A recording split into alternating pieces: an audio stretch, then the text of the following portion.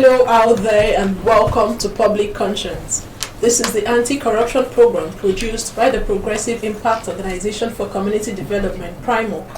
PRIMOC is a civil society group with the mandate to promote good governance, participation and accountability in Nigeria. I am Adaobi Obiabumo and I'm with Esther Bassi. Welcome to the program. We are streaming live on Facebook at Official PRIMOC, that is at Official PRIMOC, and PRIMOC is spelled PRIMORG. On Public Conscience on Radio, we seek to evolve a corruption-free society through the amplification of corruption stories reported by our partner media organizations and drawing citizens and government's attention for democratic actions against it. We also promote integrity by focusing on rare cases of the display of honesty by public and private individuals in the course of their normal activities. This program is supported by the MacArthur Foundation. Today we will be looking at the 2021 edition of the Integrity Icon Awards, an event put together by Accountability Lab Nigeria to name and fame public servants who are displaying integrity and honesty in the course of doing their job. And the main reason for today's program is to showcase to Nigerians that there are public servants out there who are displaying integrity against several odds to be corrupt. Accountability Lab has been organizing the Integrity Icon Awards in the last 4 years, and this year will definitely not be an exception.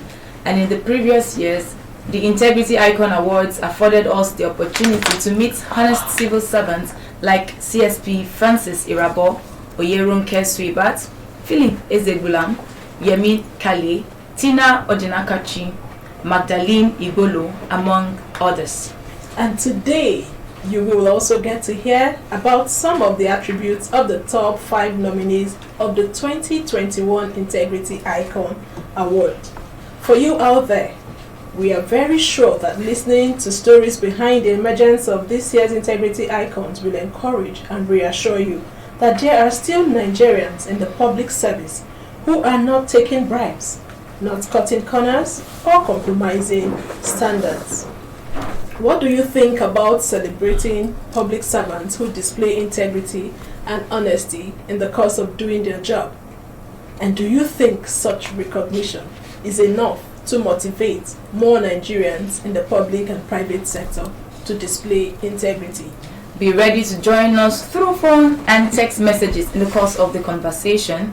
The WhatsApp phone line to send your message is 0902 265 6167. That is 0902 265 6167. Please indicate your name and your location when sending your message. This is for messages only. Please begin to send your messages as soon as possible to 0902 265 6167. That is 0902 265 6167. Integrity can be defined as the practice of being honest and showing a consistent and uncompromising adherence to strong moral and ethical principles and values. And according to British writer C.S. Lewis, he said, and I quote, "Integrity is doing the right thing even when no one is watching." End of quote. It is instructive to note that the issues of the lack of integrity by some Nigerians who are saddled with one form of responsibility or the other, especially in the public sector, cannot be overemphasized. Accountability Lab Nigeria, a non-governmental organization, has put together a program to promote integrity and accountability, and their effort is targeted at building more public trust. As we talk, the stage is getting set because the Accountability Lab team has already unveiled their top 5 integrity icons of 2021. We have the communications lead at Accountability Lab Nigeria, Prince Chimaroke Chukwuka. Welcome to the program. Thank you so much for having me. It's a pleasure being here. Also with us is the project officer Nenga Shriwa, also from Accountability Lab Nigeria, in the studio with us. You're welcome to the program. It's my pleasure to be here. Good morning and good morning to Nigerians listening. Okay, let's start the discussion right away. We'll start off with Prince Chimaroke. Accountability Lab Nigeria started recognizing and celebrating more icons since 2017 till date. Mm-hmm. How impactful has this project been to the development of Nigeria? Okay, I want to start with myself. Before Accountability Lab, having left school from the university and served and started applying for jobs here and there, and I was faced with the enormous shock that I have to know somebody who knows somebody who is up there to get a job that I want. For me at that point, I was pained, because I thought I'm very much qualified. I graduated, I think, third in my department, and I felt, why shouldn't I get a job I think I deserve? It got more frustrating until I met my boss sometime talking about trying to look for honest public officials. As soon as I heard that, I'd be like, oh, come on. We're going to find any of those kind in Nigeria. So initially you did not Initially I was not a believer, and as soon as he said that, and I became part of Accountability Lab, and we went out to the field, trying to inquire if such men and women exist, I was shocked by what we found. Though at some point we were laughed at because it felt like we were taking an uphill tax, but at the end of the day we were able to discover that we found a couple of stories and celebrated 5 amazing icons that year. That year for me, it felt like a perception shift, because I, for one, I said to myself, oh, there are still good men and women in the public service, and that for me was one huge impact. Now for other Nigerians, I remember when we had shared the stories on our social media platform, when we shared the stories on radio and some other platform, I was amazed that a lot of Nigerians, just like myself, who did not believe this kind of things existed, this kind of people existed, didn't wait at all to express themselves and say, oh, amazing, God bless you, sir, please can we have his number, can we reach out to him to encourage him. And seeing the huge numbers of feedback we had on social media and other platforms, it just give us a resounding confidence that what we're doing is actually beginning to inspire a younger generation of Nigerians to say that the Nigeria of our dreams is possible, with everybody doing the right thing, not minding what the circumstances they are in. And that for me is one impact I feel is beginning to spread across Nigeria. And I would say day after day when we come on radio to talk about the stories of these icons, I am amazed with the feedback we get, because a lot of people are surprised, oh, okay, this kind of people exist. And that for me, I feel it's a daily impact we're building as soon as people come in contact with the stories of these icons. So for me, that's the longer shot of some of the impact we'll be recording. It's good to know that there are some Nigerians out there who on a daily basis are doing the right thing. Yes. And when you go outside and speak to 1 or 2 persons, you can hear them say, oh, we are all corrupt. I don't think there's anybody of integrity out there. Nigeria is corrupt, but it's good to know that there are people out there who are doing the right thing. And also, I want to believe that they are also replicating themselves. They are motivating other people to do the right thing. Yes. So now let's get to Nenga Shriwa.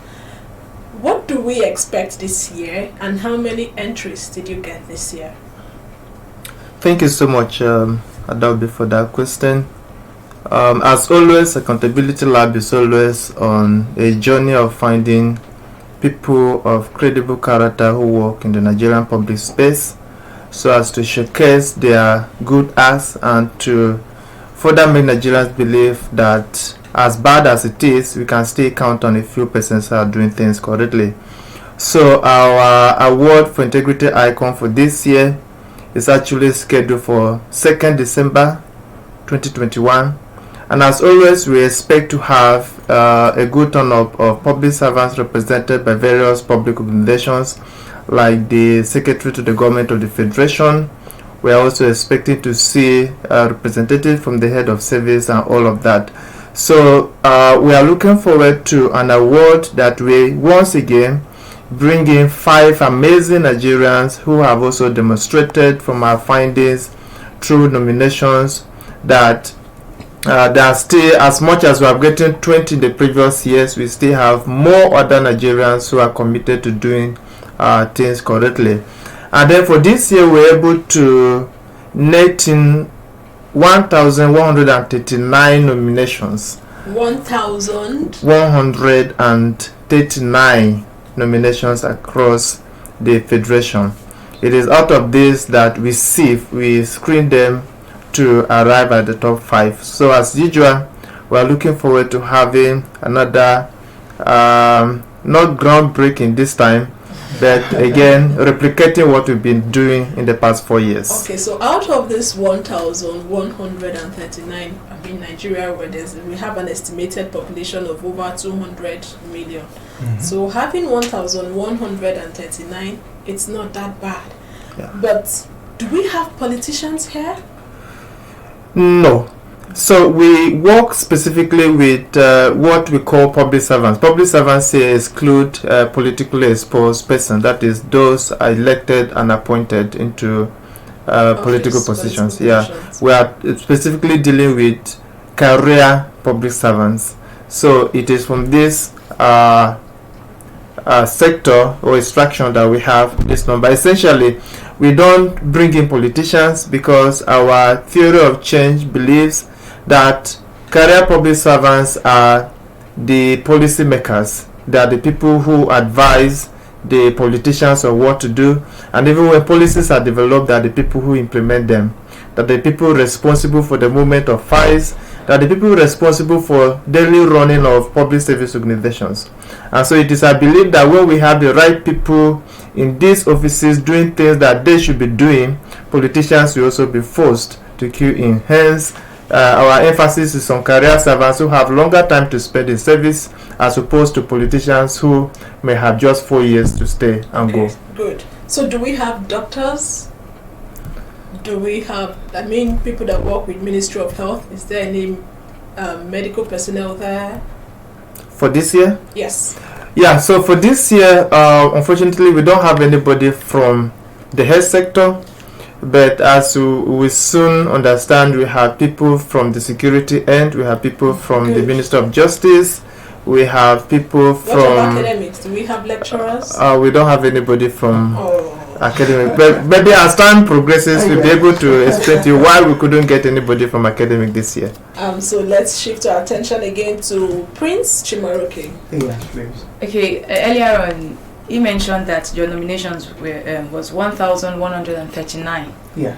So we want to know what are the most important yardstick for picking the top 5 integrity icons before narrowing down to the 5 you have. Okay, so I would say the 2 most important yardstick we use as the criteria for selecting who makes it to the top 5 are the frequency of exposure to corruption. So for some persons in their workspace, for instance,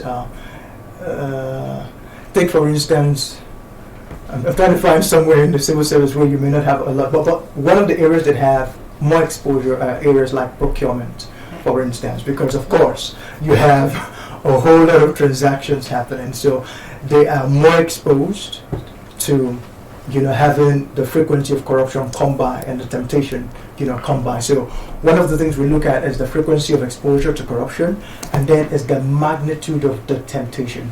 Because sometimes you could turn down a bribe of 10,000, 50,000 sometimes, but you're not sometimes you're not sure if 1 maybe million or 5 million you would be able to do the same. You understand? So these are the 2 very critical yardsticks which we use: the frequency of exposure to corruption, and then the magnitude of the temptation which you have experienced within your work. Okay, so does that mean that the frequency? What if someone is prone to being tempted maybe once in 3 years or once in 5? Doesn't the person also get categorized or probably stand a chance of being an integrity icon? The person could make it to the top 30. So take for instance, we get 1,000 plus nominations, and we're trying to say we want to narrow down to the strongest 5 stories. So you go. I don't know the instance. So like sometime I was on radio when you guys asked if so what happens to the other stories that don't make it to the top 5. So this year what we've done is to make a deliberate attempt to not just talk about the top 5, but to do well to unveil those who make it to the top 30. You understand? So that as a way of giving some allowance and encouragement to others who are doing the right thing, who maybe by virtue of our criteria may not have taken them to the top 5. But doesn't mean that they are doing any less work in terms of their integrity character. I don't know whether you understand. But just by virtue of trying to pick the strongest of stories, you know, we have a top 5 and then we have a top 30. So we do want to celebrate all those who make it to the top 30 at least, so that their stories are heard. So that they will not be left out. We also Yes. need to hear their stories, and Nigerians need to be encouraged and motivated. But I will not ask you to unveil them now, because Okay. that would be too early. Okay. Okay, but we would like to know, like I said, we'll not ask you to unveil them, but where they work and what stands them out. Don't mention their Okay, I name, wouldn't mention but their where name. they work and what stands them out. Okay, so to do this, we'll do it in turns. I take the first, I'll let my colleague take the second. Okay. Okay, so we have someone who is amazing. Can I review their gender? Yeah, go ahead. Okay. Please, I'll be glad to hear that they're all female. Okay, so she's the head of the Akwa Ibom State Sexual and Gender-Based Violence Response Department. And in her line of work, she documents and publishes the list of sex violence offenders. And you know, it's funny that sometimes some big names come up there, you know, and they approach her to say, don't you dare publish, don't you, you know, and sometimes they come to offer bribes, sometimes they issue threats. From our discussion with her, she had suffered a kidnap at some point. She had received multiple bribe, you know, attempt to say, oh, please just sweep this under the carpet. But she says, no, I don't care what you're going to do to me. I would ensure that the right thing is done, that it's published, and anybody who needs to access the register can come in and see that they're doing a thorough work.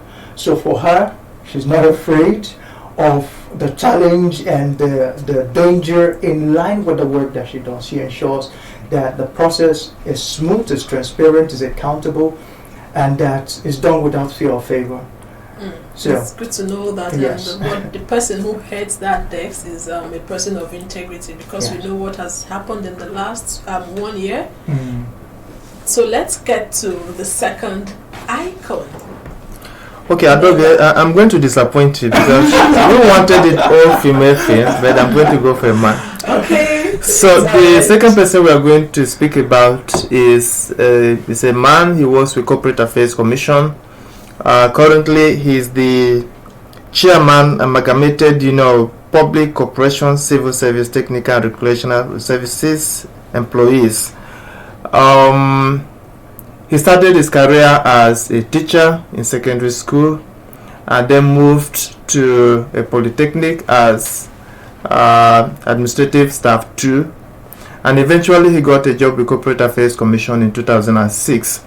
And throughout his career, he's one person that stands out for what is right and will challenge authorities irrespective of their hostility to him. Working in the Corporate Affairs Commission, at a point he was in charge of managing the staff mortgage, and he did creditably well. Eventually, he was elected as the union secretary, and a number of occasions he has taken the management of Corporate Affairs Commission to judiciary against fraudulent acts. For a number of times in 2019, for a period of more than 12 days, he locked down the commission's offices across the country on account of illegal deductions from staff salaries amounting to 1.2 billion naira. And he challenged this issue to a court, and eventually all the staff got their monies paid back. As a result of his doggedness in insisting that proper things are done, he has been transferred. Before now, he has been working in Abuja, but he was transferred out of Abuja in December 2020, and he currently works in the Yola State office.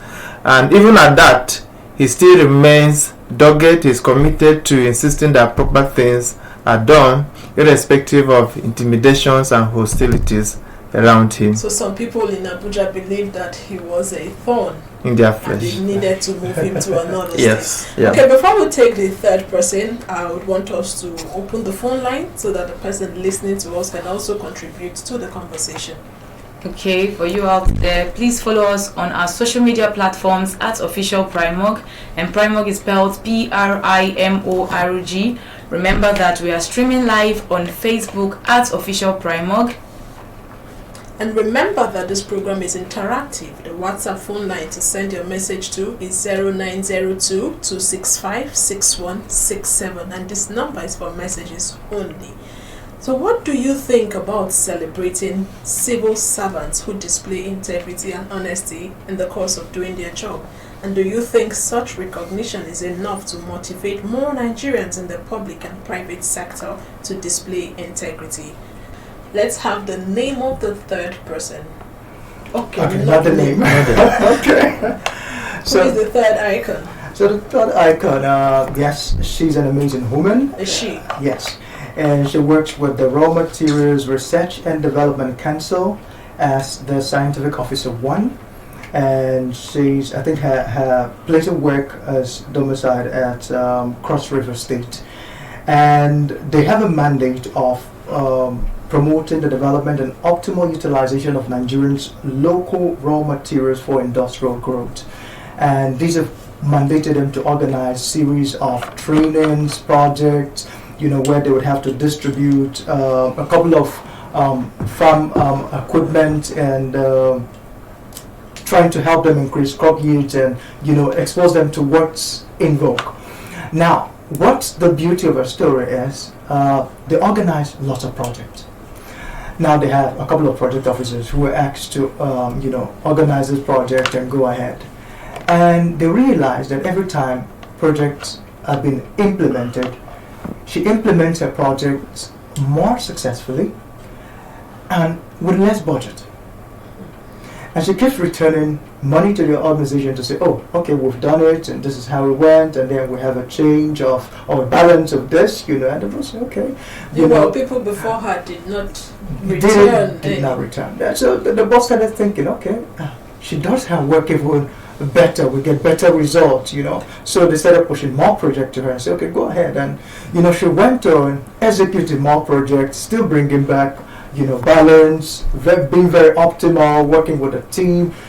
And at some point she got a bit uncomfortable to say, my other colleagues are not getting what's happening. And the boss says, we have discovered that each time we, ask people to implement projects, you go out there, you give us the best project implementation, and then you do it even lesser than the budget which was allocated, which is saving us more funds, And that had been her story, from the beginning and up until this point, to the point now that she is entrusted with even more work. And still, not a day had come that her work had been questioned or she had not returned a balance to the organization for job well done. And, but beyond this, she's now inculcating this culture with the team she works with. And now it's almost a theme within her workspace. And for us, that is big because some colleagues had come to her and said, "This is an opportunity for you to, enrich yourself. God has opened up doors for you, Like you say in Nigeria, it's an opportunity. Some people say it's workshop, work and chop, and for her, it wasn't that. It was let's get the job done, the most effective, the most cost-effective, and the most efficient way as possible. So for us, we applauded that character. And her influence. Good. And it's also good that she's influencing those working with her. Yes. Megan, let's get the name or the story of the fourth icon. A he or a she? Say he. so it's like I prefer guns for the he's. I remember one other year I came and I went for all ladies and I declared myself the ambassador for women, but for today I'm ambassador for men. It's okay. So the fourth person is from the security end. He was with Nigerians Security and Civil Defense Corps. He has been very outstanding in his job as a public servant. He started his service as a medical officer in charge of Phase 8, and he will receive materials and use them judiciously for the interest of the victims, and this attracted commendations from the clients that he had to attend to. And then in 2011-2012, when we had a massive flood, he was deployed to Ibaji in Kogi State to handle the relief materials, and some of the colleagues who were stationed with him considered this an opportunity for them to make good for themselves with the resources that were coming through this process, and he refused.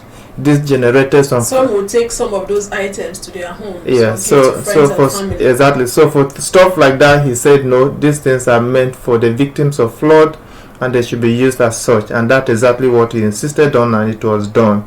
So this actually led to some fights with some of his colleagues who saw this as an abnormal behavior in a sense, because the normal thing was to make sure that they benefit from this stuff, but he said no.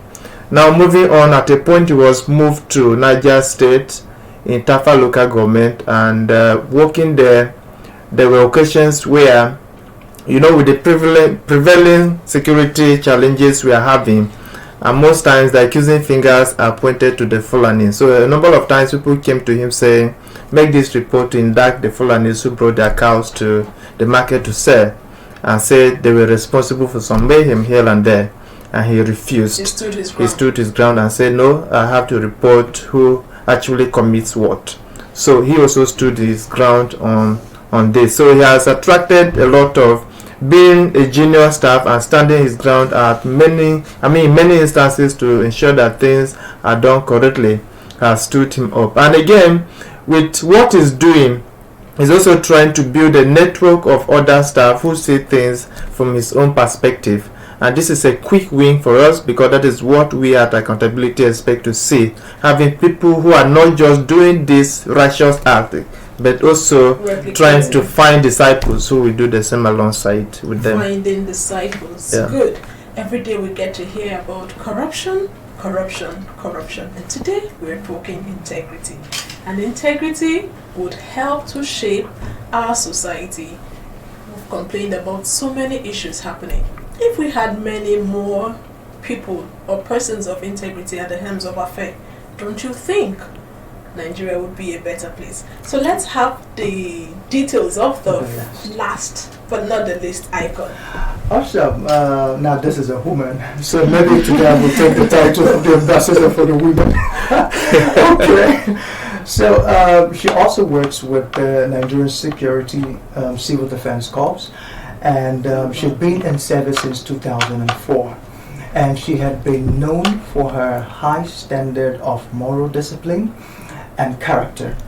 In fact, she's been so hardworking that it has seen her rise. And for us, or for her, she had said she had come into the system to prove that what a man can do, a woman can do as well. She for her, she had come there and she was doing it just quite all right and building the kind of credibility she needs. And now she had been posted to an office where she now posts officers to different stations. And she observed that in that office, people come in and get their posting letters, and before they even walk out of the office, she's already receiving calls from her superior saying, please, can you change this person to some other place, to some other, and then she says, but Olga, I had looked at what they can do and their level, and I posted them to where they will best fit. If I begin to change for A, I would have to change for B. So please, sir, can you allow the posting go as it was? And she would, negotiate her way and ensures that the change doesn't happen, ensuring that the right thing is done. And some of them would come to us, but this your office is a juicy office. I mean, how come and some would often come. There was a story where she said she receives gifts of recharge cards, from people, and she said she would take her phone and return the recharge card back to the person, call that person and say, how much is your salary? please don't do that. I'm paid to do my job. I don't think I need any of those gifts, you know. And some who would bring gifts, she would return and say, please, I don't want to receive any kind of gift that would obstruct the integrity of my work. So please, she has been found and known to be a no-go area when it comes to presenting gifts, you know, and, you know, trying to cut corners. And for her, that has been her way. And it has become a thing, like a proverbial nature around her workspace. People have respected her for that and still respect her because she's refusing to compromise on that standard. How many people will say, no, I don't need your gift. Allow me to do my job. I am being paid to do exactly what I am paying. I do not need any other form of motivation from you. We know what happens when it comes to recruitment. How people have testified, how they were asked to pay 300,000, 500,000. Yes. And here we have a lady, a woman, who says, no, I don't need your money. She really needs to be commended. Yes. So, go ahead, Esther. Okay, we'll turn to Nenga now. How can more Nigerians be part of this noble cause of being persons of integrity? How can we involve more citizens to be part of this process? Thank you so much. At Accountability Lab, we believe strongly in this dream of supporting active citizens, responsible authorities. And to achieve this, we do it through a variety of options, even with integrity icon.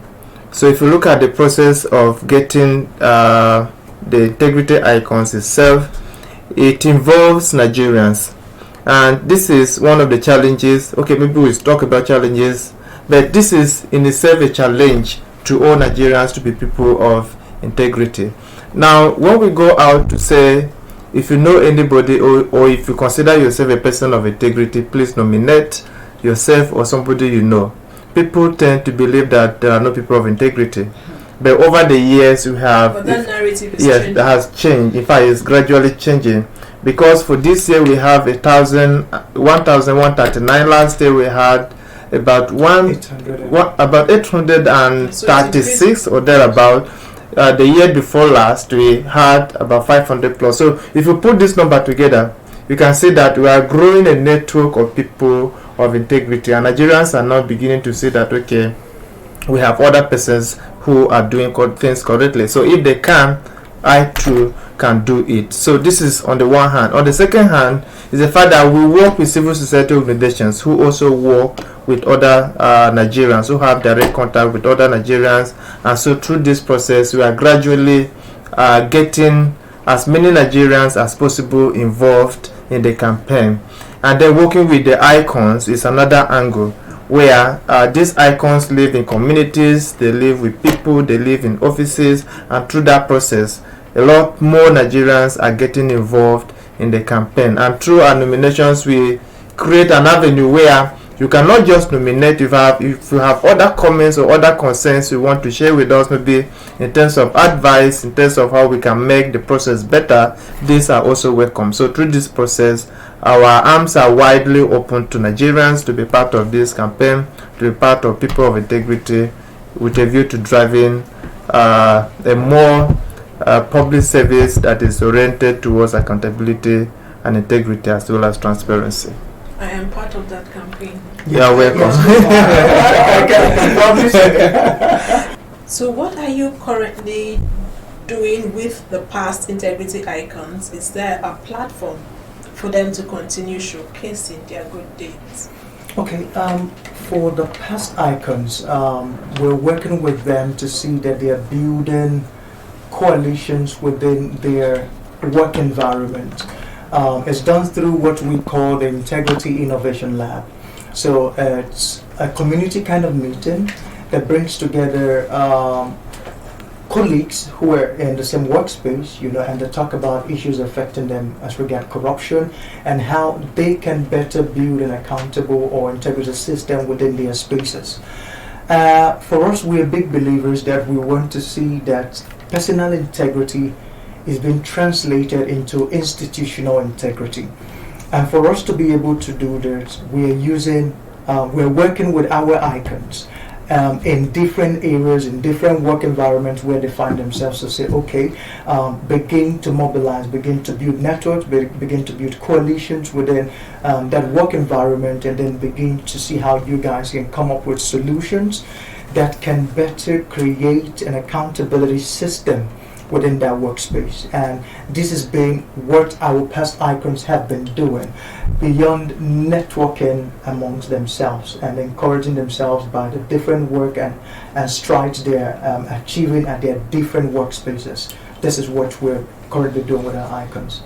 Great to know that they're building a network of icons, so we're definitely going to replicate. Okay, Prince, what is your sustainability plan on carrying on with organizing Integrity Icons award in the future? Okay, for us, first I'd like to say we've been working with ICPC closely. We've been doing a whole lot with them to see how we can do well to keep encouraging public servants who are doing the right thing. Because of course on the news, I mean, it's common knowledge that you hear more of corrupt reports, and we're working with them to see how we can begin to amplify the stories of people who are doing the right thing, and working with them to see how these public servants internalize the values and processes of the integrity icon, such that even while the project may not exist, maybe we don't know when, that we would have built a system within the public service that would allow public servants to drive the process, and continually make it happen. We had recently, I think we were about opening talks with the secretary of the head of service, as regards working with them in the public service week to see how we can begin to, integrate some of these processes into the public service, such that in a couple of years from now it will become a known system within the public service, and whether or not we're here, the process will drive itself. So for us, that's what we're looking to do, and like I said initially, it's moving from personal integrity to institutional integrity, such that everybody is carried along. Okay, we've targeted persons in the public sector. But others will say corruption in the public sector is enabled by the private sector. So you'd say private sectors are enablers of corruption in the public sector. Okay. Now I want to speak with Nenga. What are you doing to incorporate private citizens into the future awards? Yes, thank you. You are not the first person to ask this question. We have received this question a number of times, and because I want to nominate myself. Yes. You already were. You don't need any nomination. So we have received these questions a number of times, and our answer has always been the same. Yeah, people will say the private sector enables corruption in the public service, but I think it is the other way around. If you look at the public service, it determines what actually happens in the private sector. So the private sector only serves as a client, or it only patronizes the public service, so to speak. So if you are looking at it from this angle, we are saying if you have people who will reject bribes, just like we mentioned a couple of them here today, if you have public servants who will behave, okay, let's say from the security like CSP Francis, of the police office, Irabo, who can stand his ground and refuse a bribe of over 5 million a week for a number of years. If you have people like Magdalene Igbolo of University of Abuja who can stand their grounds, then the private sector will have no influence on them. This notwithstanding, in our RIA process, we interface with other private organizations that are working in integrity of the business process, that is the private sector, such like the integrity organization and core, who we are working hand in glove. So the similar things we are doing in the public service, they are also trying to do same in the private sector. So the convergence point is that while we are trying to reduce the level or the propensity of corruption in the public service, there are other organizations who are doing the same to reduce it in the private sector. So our mandate as at the moment does not include that of the private sector, But maybe as time progresses, maybe with a review, we may consider how that synergy can be built together. Just to quickly add to that, I think it was last year or the year before last, I think a couple of years back now, we have started making honorable mentions of some private individuals who have exhibited acts of integrity. Like the guy, what's his name? Is he this guy who returned some Bitcoin? Kate Mali, excellent. Alongside a host of others who we have showcased during the Integrity Icon Awards to say we applaud you. You may not be in the public service, but as a Nigerian, your strength of character is one that we applaud, and we hope that other Nigerians can emulate. So for us, we do not just sidetrack or sideline them, rather. We also want to applaud them because whether you are in the public service or you're in the private sector, we're all Nigerians, and we're working towards the same goal of building a Nigeria with an integrity culture. Beautiful addendum there, and this strikes something in me that I think this will wow many Nigerians come December 2nd. We have a woman from Kaduna who fries akara, and she has paid taxes in the last 4 or 5 years amounting to over 2 million. Mm-hmm. So we are bringing her 2 million.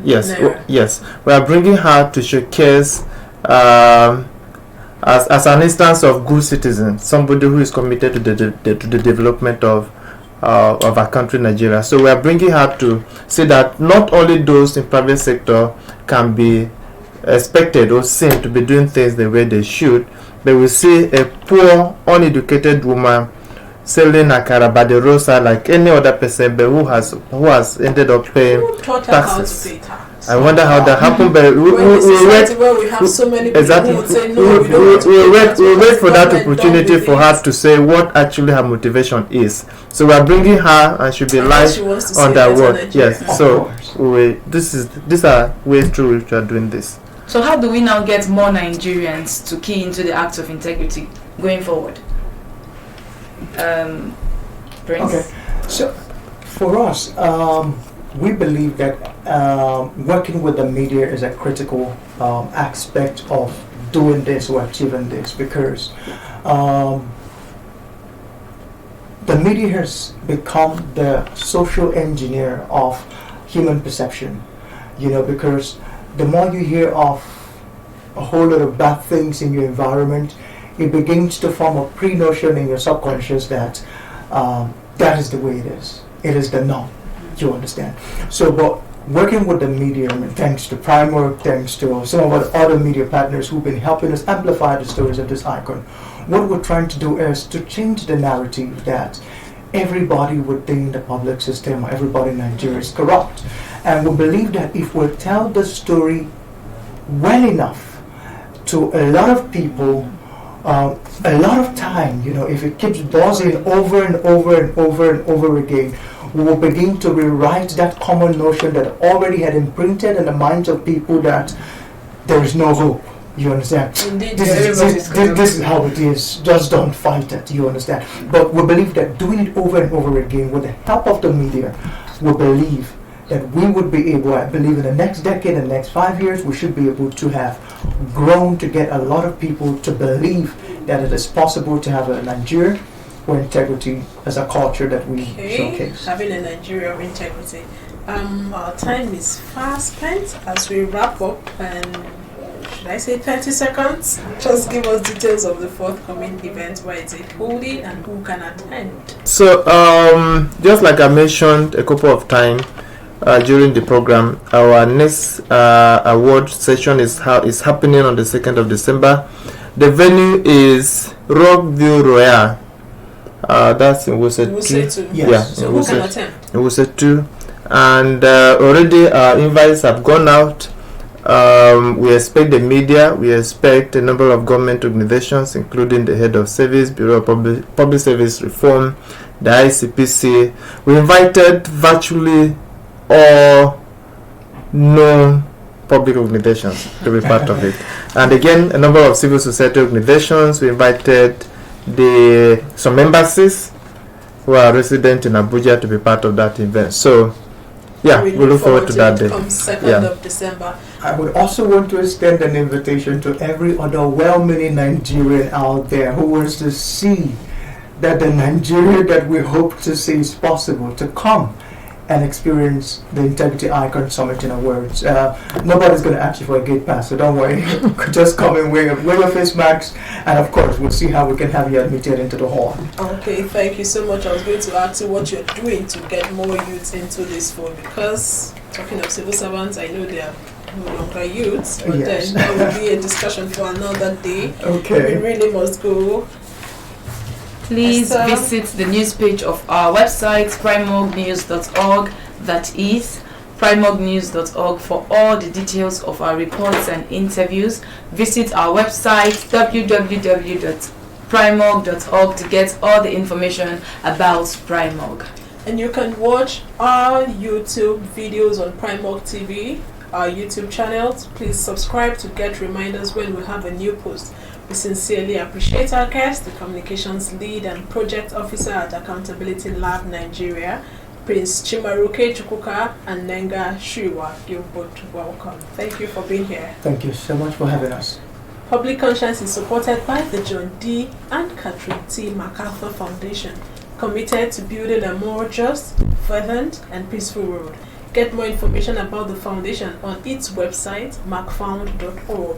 Join us here next week for another episode of Public Conscience, and remember to follow us on Facebook and on Instagram at Official Primog. I am Esther Bassi. And remember that you can give us information or hint about corrupt acts through our phone 0902-265-6167 or info@primog.org. Together, we can build a nation that we all desire. I am Adaobi Obiabumo. Stay safe.